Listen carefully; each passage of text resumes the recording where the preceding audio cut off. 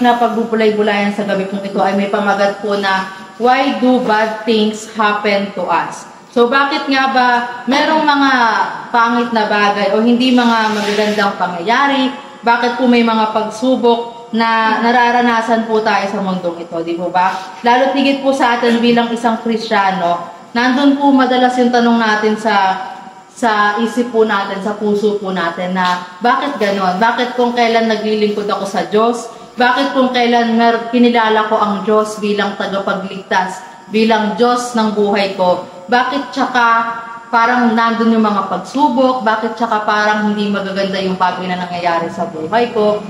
Bakit akala ko ba pagka tinanggap mo ang Panginoon sa buhay natin, akala ko ba parang puro pagpapala, puro saya, di po ba? Minsan, merong ganong thinking po sa isip po natin, di po ba? Na nagtatanong tayo sa Panginoon, Lord, bakit hinayaan mo mangyari sa buhay ko tong bagay na to? Lord, bakit inalaw mo na pagdaanan ko tong pagsubok na to? Di po ba merong mga ganong tanong sa kaisipan po natin? Especially po bilang tayong mga Kristiyano, na merong kinikilalang Diyos sa buhay po natin. Madalas nagtatanong po tayo sa Diyos na, Lord, bakit inaalaw mo mangyari ito? Lord, akala ko ba mahal mo ko? Lord, akala ko ba iniingatan mo ko? Pero bakit hinahayaan mo dumaan ako sa pagsubok? Bakit hinahayaan mo mahirapan ako? So, ngayon po, tatalakayin po natin kung bakit nga ba inaalaw ng Panginoon na pagdaanan natin yung mga bagay po na yun. Pero, una po sa lahat, alam niyo po, hindi po lahat ng mga pagsubok, hindi po lahat ng mga pangit, hindi magagandang pangyayari sa buhay po natin. Hindi po lahat yan ay allowed by God. Hindi po porket may pangit na sitwasyon po tayo sa buhay natin, hindi po porket may problema tayo, inalaw po yan ng Diyos sa buhay po natin. So may mga times na inaalaw na ang Diyos na dumaranas tayo sa mga pagsubok dahil meron siyang dahilan. Pero meron din pong pagkakataon na dumaranas tayo sa mga pagsubok dahil po sa sarili po natin. Dahil po hindi tayo sumusunod sa Panginoon, dahil po sumusuway tayo sa kalooban ng Panginoon. Di po ba? Remember si Jonas, noon pong si Jonas ay inuutusan ng Panginoon, merong pinapagawa ang Diyos kay Jonas, di po ba? Ayaw sumunod ni Jonas sa Panginoon. Ayaw sundin ni Jonas yung utos sa kanya ng Panginoon. Tumakas siya doon sa utos sa kanya ng Panginoon. Pero ano pong nangyari? Kahit na nakasakay na siya sa isang barko, di po ba? Sa isang bangka, kahit nakasakay na siya doon, talagang humangin ng malakas, umalon ng malakas, di po ba? Hanggang sa yung mga nakasakay sa bangka na yun, takot na takot na. Nagtatanong na sila, Lord, bakit po hinahayaan yung danasin namin to? Sino po yung may gawa? Sino po yung sumuway sa inyo? Bakit hinahayaan mo? Kasi natatakot sila that time na pwedeng mamatay sila, pwedeng tumaob yung bangka na kinasasakyan nila. Ang ginawa po nila, nagpalabunutan sila. Sabi nila, Lord, kung sino yung mabubunot namin pangalan dito, ibig sabihin, siya yung may ginawang pagsuway sa inyo. Hanggang sa nung pagbunot po nila doon, ang nabunot nga po nila ay yung pangalan ni Jonas. At si Jonas naman po, dati ay umamin po siya. Sabi niya, sumuwi ako sa Panginoon, may pinapagawa ang Diyos sa akin. So sabi niya, sige, itapon niyo ako sa dagat. Pero ayaw po siyang itapon ng mga kasamahan niya. Bakit? Sabi nila, parang hindi nila kayang pumatay ng tao. Kahit meron silang sign sa Panginoon na oo, sumuwi siya sa Panginoon, ayaw nilang itapon si Jonas. Pero nangusap ang Diyos sa kanila. Sinabi sa kanila na itapon siya sa dagat at doon lang pakakalmahin ng Diyos yung dagat. Hanggang sa itinapon nga po ng mga kasamahan niya sa bangka si Jonas sa karagatan. At doon po siya nilamon ng malaking isda. Pero hindi naman po siya doon namatay, kundi dinala pa rin siya ng Diyos sa isang lugar kung saan po doon talaga yung inuutos sa kanya ng Panginoon. Dinala siya ng Panginoon sa lugar ng Ninive kung saan nandoon yung layunin, yung utos sa kanya ng Panginoon. At doon sumunod po si Jonas sa kanya. Di po ba? Minsan meron pong pagsubok na dumarating sa buhay po natin na hindi na rin po kagustuhan ng Panginoon. Minsan dahil na rin po sa pagsuway po natin sa Kanya. Na hindi po sa lahat ng pagkakataon sisisihin natin ang Diyos. Hindi po sa lahat ng pagkakataon magtatanong tayo sa Diyos na, Lord, bakit ganito yung pinagdaraanan ko? Lord, bakit ganito kabigat yung problema ko? Minsan tingnan din po natin yung sarili po natin. Baka po meron tayong bagay na nagawa na hindi kalugod-lugod sa harapan ng Panginoon. Baka po sumuway tayo doon sa nais ng Diyos na iutos po niya, ipagawa po niya sa bawat isa po sa atin.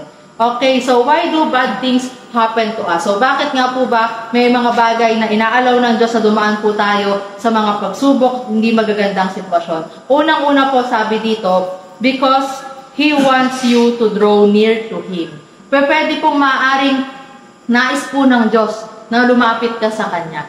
Baka minsan napapansin ng Diyos na dahil pinagpapala ka na niya, dahil parang okay yung buhay mo, masaya ka ngayon, payapa ka ngayon, nakakalimutan na natin ng Diyos. Nakakalimutan na po natin tumawag sa Kanya, nakakalimutan na po natin magpasalamat sa Kanya. Di po ba? Ito po yung nakakalungkot na part minsan sa atin bilang isang Kristiyano, na parang bakit kailangan pang dumanas tayo ng mga pagsubok ng hindi magagandang sitwasyon sa buhay natin para maalala natin ang Diyos. Di po ba? Madalas po tayo kapag pinagpapala tayo, kapag masaya po tayo, laging naaalala natin ang Diyos. O minsan naman po kapag may pagsubok tayo, naaalala natin ang Diyos. Di po ba? Madalas may mga pagkakataon po sa buhay po natin, nakakalimutan natin ang Diyos sa buhay po natin. So, yun nga po, nakakalungkot na gumagawa pa ang Diyos ng kaparaanan sa hindi magandang kaparaanan para lamang po maagaw niya ulit yung atensyon natin. Na, eto nandito ako. Eto gusto ko alalahanin mo ako.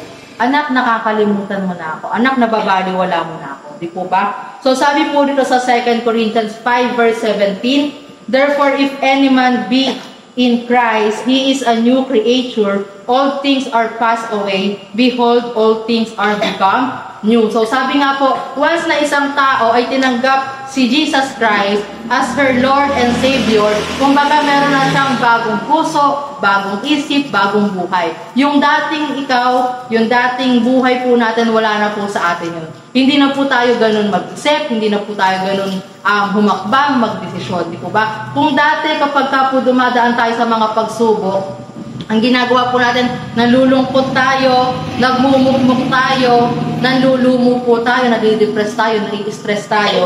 Pero, nung the moment na nakilala po natin ang Panginoong Jesus sa buhay po natin, kapag dumarating tayo sa mga pagsubok, nandun na yung tanong sa atin, nandun na yung pag-iisip sa atin na humingi ng tulong sa Panginoon, lumapit sa Panginoon, di po ba? Yun yung kaibahan ng buhay po natin, ng mga panahon na wala pa po tayong kinikilalang Diyos sa buhay po natin. Kaya, tayo po bilang isang Kristiyano, kapag dumarating po tayo sa mga pagsubok, pagka dumarating po tayo sa mga hindi magagandang sitwasyon ng buhay po natin, huwag kaagad tayong magtanong sa Panginoon. Huwag po natin agad isisi sa Panginoon. Huwag po agad tayong manlumo, malungkot, madepress, manghinawa sa buhay po natin. Di po ba? Laging nandun yung makipag-usap po tayo sa Panginoon.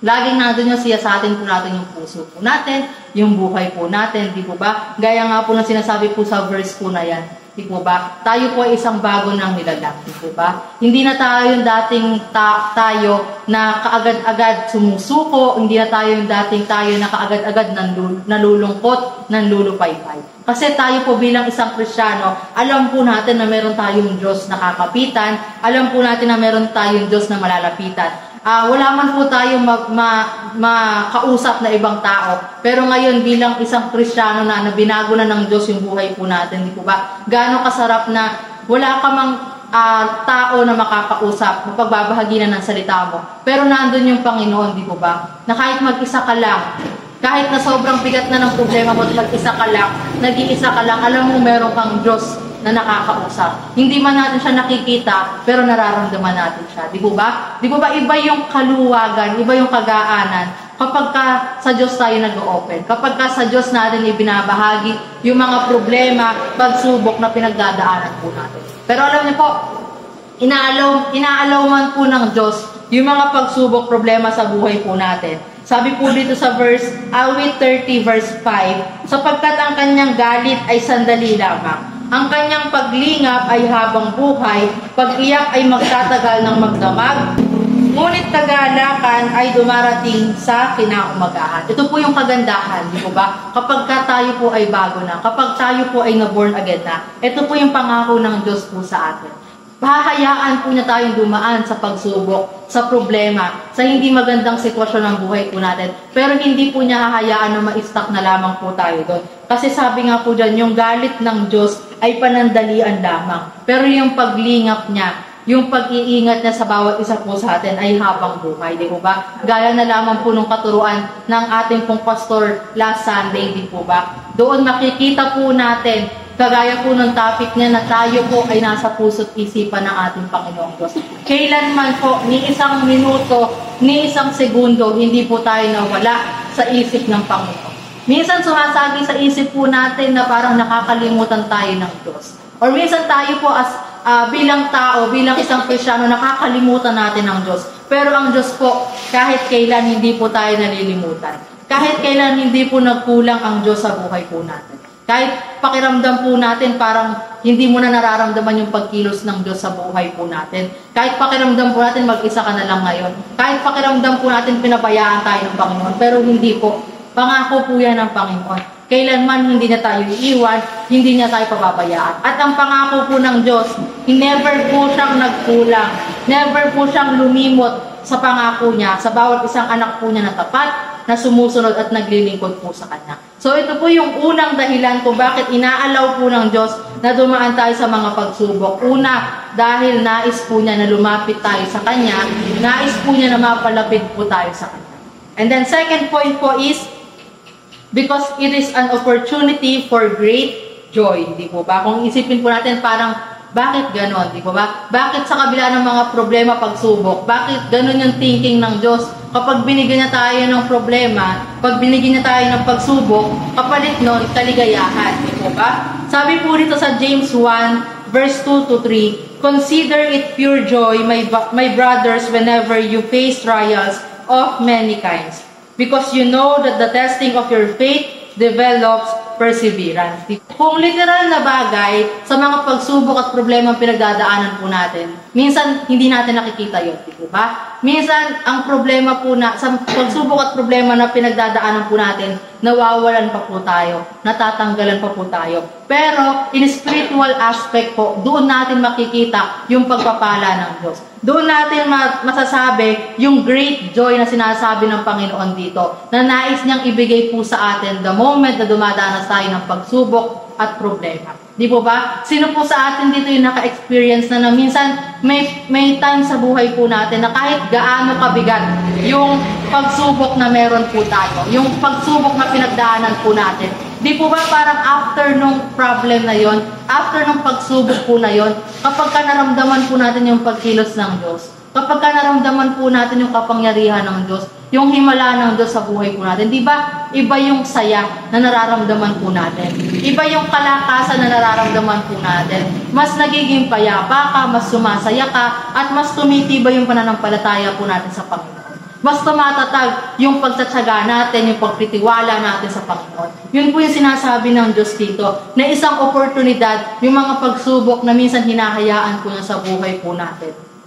Para mas maging matibay tayo, para mas maging malakas po tayo. Di po ba si Abraham, napakatagal na panahon niyang nag-antay na magkaanak po sila ni Sarah. Di po ba? Sobrang tagal na panahon niyang inantay yung pangako sa kanya ng Panginoon. Merong pangako sa kanya ng Panginoon na nabibigyan kita ng anak, di po ba? Na sa kanya manggagaling yung libu-libong lahi, di po ba? Na yung anak na ibibigay sa kanya, yung lahi na ibibigay sa kanya ng Panginoon, sindami ng mga bituin. Pero, ni isang beses hindi po sumagi sa isip ni Abraham na sumuko na, mag-doubt sa pangako ng Diyos sa kanya. Kahit na yung asawa po niyang si Sarah, tinatanong na po siya, nagtatanong na sa kanya, na yan ba yung Diyos na pinaglilingkuran mo? Di po ba? Dahil napakatanda na po nilang dalawa, imposible na po na magkaanak po sila. Pero, kahit na sobrang tanda na po nilang dalawa, ang Diyos hindi pa rin po nakalimot sa kanilang pangako. Di po ba? At kapalit po nun, nung tinugon ng Diyos yung pangako sa kanila sa buhay po nila, di po ba? Mas iba yung saya na mararamdaman po natin. Mas okay na po yung mag-antay tayo sa mahabang panahon at mas maging masaya po tayo doon sa pag-aantay po na yun. Once na binigay sa atin ng Panginoon, yung blessing na inaantay po natin, kesa yung madaliin po natin yung pagpapala. Di po ba? Kasi sabi nga, once na minadali natin ng isang bagay, mas mabilis din mawawala. Di po ba? Kaya nga talaga kung meron po tayong bagay na hinihiling po sa Panginoon, ipagkatiwala po natin sa kanila. Hindi porket nangako ang Diyos na ibibigay ko sa iyo yan. Hindi porket nangako ang Diyos na pagpapalain kita. Wala pang isang araw, wala pang isang linggo, kumbaga naiinip na tayo, di ko ba? Kumbaga nanlulumo na tayo, bumababa na yung faith natin sa Panginoon, di ba? Kung si Abraham nakapag-intay ng daan-daang taon sa Panginoon, how much more tayo po, di po ba? Kung ilang buwan lang yan, ilang taon lang yan, di ba? Wala sa kalingkingan ng paghihintay na ginawa po ni Abraham, paglilingkod na ginawa po ni Abraham. Kumbaga, kumpara sa paghihintay na gagawin po natin doon sa pagpapala natin sa Panginoon. Na kung sa panahon nga po ni Abraham, siya po puro hirap, puro sacrifice, puro pagsubok. Pero tayo po, eto, di po ba, nandun pa rin yung pag-comfort sa atin ng Panginoon. Nandun pa rin yung pagpapala sa atin ng Panginoon. Na wala man po yung pagpapala na inaantay sa natin mula sa Panginoon. Pero little by little may binibigay na pagpapala sa atin ng Panginoon. Na dapat po muna nating matutunang ma-appreciate yung bagay po na yun. Bago po natin ibigay sa atin Panginoon yung mas malaking blessing na inaantay po natin mula po sa Kanya. At minsan po, yung mga pagsubok po na yan mula sa Panginoon, hindi natin napapansin na parang blessing in disguise po pala sa atin ng Panginoon. Di po ba? May mga pagkakataon po sa buhay po natin na merong inaalis ang Diyos sa buhay natin. Merong tinatanggal ang Diyos sa buhay natin. Merong nawawala sa buhay po natin, di po ba? Merong tinatanggal si Lord sa buhay po natin. Na kapag yung time na yun, kapag nandun tayo sa time na yun at may inalis ang Diyos sa buhay po natin, may nawala sa buhay natin, malungkot ka, di po ba? Manlulupaypay ka, mawawalan ka ng kapayapaan. Pero minsan, pagka inisip po natin yun, parang mas okay pa pala na inalis ng Panginoon yun. Mas okay pa pala na dumaan ka sa pagsubok na yun kasi mas naging matibay ka o baka mamaya merong mas magandang ipapalit ang Diyos kumpara doon sa tinanggal niya sa iyo sa buhay ko. Kumpara sa inalis niya sa buhay po natin. Di po ba? Kaya sa bawat pagsubok po na pinaalaw ng Diyos sa buhay po natin, lagi po nating ipagpasa Diyos ang lahat. Kasi iba po yung tingin natin sa buhay kumpara sa nakikita ng Diyos. Di po ba? Kasi tayo ang nakikita lang po natin kung ano yung nasa paligid natin, kung ano yung sa tingin natin makakabuti po sa atin. Pero ang Diyos, alam na alam po niya kung ano yung makakabuti sa bawat isa po sa atin. Masakit man po minsan, mahirap man po minsan yung mga problema pinagdaraanan po natin. Pero sabi nga ng Diyos, yung pag-iyak, saglit lang yan. Yung pag-iyak sa gabi lang yan. Pero asahan po natin kinabukasan, kinaumagahan, nandun yung pagngiti, nandun yung kaligayahan, kapayapaan na ibibigay po sa atin. Ano po ibig sabihin nun? Hindi man literal na malungkot pa ngayong gabi, kinabukasan may blessing ka na, may pagpapala ka na. Hindi man po literal na may hinihiling tayo sa Diyos ngayong gabi, kinabukasan, ibibigay na yan agad-agad. Ibig sabihin po, kung meron tayong iniiyak sa Panginoon, kung meron tayong iniluluhod sa Panginoon, meron din po tayong bagay ng pagpapasalamat, pagbabalik ng pagpupuri karangalan sa Kanya. Di po ba? Kailangan lamang po natin makita at ma-appreciate yung mga bagay po na yun na ibinibigay po ng Diyos sa bawat isa po sa atin. And then last point po, sabi dito, because He wants us to be reminded of our purpose. Nais ng Diyos ipaalala sa atin yung layunin natin, yung layunin ng buhay po natin sa mundong ito. Kasi baka po minsan nakakalimutan na po natin kung bakit tayo tinawag ng Diyos. Baka po minsan dahil sa pagpapala, sa kasiyahan, kapayapaan na nararanasan po natin, na-overwhelm na po tayo. Nakakalimutan na po natin na meron tayong Diyos na kailangan pasalamatan, meron tayong Diyos na kailangan paglingkuran, di po ba? Kasi sabi ko nga po sa inyo, madalas kapag tayo pinagpapala tayo, madalas nauuna natin yung para sa sarili po natin. Madalas kapag masaya tayo, may kapayapaan tayo, malakas tayo, madalas nauuna po natin yung gusto po natin gawin. Pero kapag nandun na po tayo sa oras ng problema at pagsubok, sakit, kahinaan, di ko ba madalas doon lang po natin naaalala tumawag sa Panginoon. Doon lamang po natin nasasabi na, Lord, bigyan mo lang ako ng isa pang pagkakataon, maglilingkod ako sa iyo. Lord, pagalingin mo lang ako sa sakit na to, papagamit ko sa iyo yung buhay ko. Ibibigay ko sa iyo lahat, surrender ko sa iyo lahat, isusuko ko sa iyo lahat. Di po ba? Minsan nakakalungkot, dumarating po tayo sa puntong gano'n. Na kapag meron tayong nararamdaman, kapag dumarating sa point na hindi na natin kaya, kapag dumarating sa point na hinang-hina na po tayo, tsaka natin naaalala yung layunin natin, yung purpose natin sa harapan ng Panginoon. Tsaka lang po natin naaalala magpagamit sa Kanya. Tsaka lang po natin naaalala isuko sa Diyos yung buhay po natin. Ano po sabi dito sa Hebreo 9 verse 27? Just as man is destined to die, to die once, and after that, to face judgment. Ito po yung talagang, kumbaga, ito yung, kung bakit tayo dinikha ng Panginoon, hindi para magpakasaya sa mundo. Hindi para i-enjoy yung mga bagay sa mundo. Hindi po para magsundin yung layaw ng mundo kung ito.